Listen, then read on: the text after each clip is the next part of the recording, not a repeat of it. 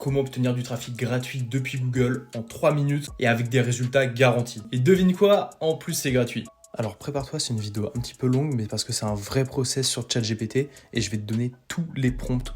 Tu vas voir, c'est super quali. Le premier prompt, il a tendance à vouloir créer le persona de ta personne cible, de ton client potentiel.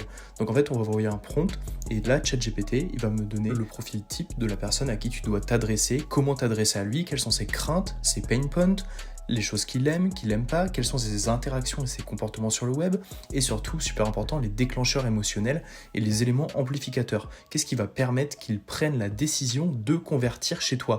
Et ça, c'est super important parce que c'est ce qui va venir améliorer ton copywriting. Ensuite, on va venir créer un second prompt. Ce second prompt, il va avoir tendance à appuyer les pain points, à savoir quels sont les pain points sur lesquels tu vas pouvoir créer du contenu pour toucher ta clientèle cible et encore une fois parler de la façon qu'il faut à cette personne, à ce persona cible, cette personne à qui tu veux vendre tes produits, tes services.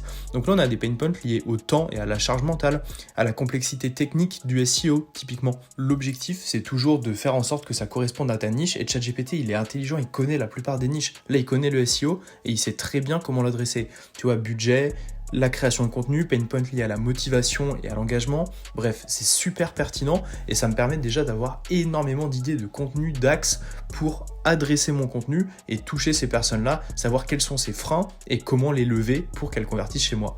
On passe à un autre prompt là qui est super intéressant pour la création de contenu et te donner énormément d'idées de contenu à produire. En fait, ça va être un tableau d'un cocon sémantique, comme on l'appelle en SEO. C'est en fait comme un arbre qui va regrouper tous les sujets qui gravitent autour de ma niche. Et en fait, à partir de là, tu sais déjà quel contenu tu vas devoir créer sur ton site web, sur tes réseaux sociaux, etc. Je te passe rapidement l'ensemble des sujets, mais tu vois, on va retrouver audit SEO, pénalité Google, les backlinks, le SEO technique, le contenu SEO, etc. Et ce qui est super avec ce prompt, c'est qu'en fait, ce tableau-là, tu peux le récupérer et tu peux te dire, ok, mon plan de contenu à l'année, il va récupérer tous ces contenus-là et donc j'ai tout ça à produire. Ce qui fait qu'en fait, en vraiment 3 minutes, tu vas avoir créé tout ton calendrier de contenu pour l'année. Et c'est super pertinent parce qu'encore une fois, ça répond à la niche, ça répond aux besoins de ta clientèle cible.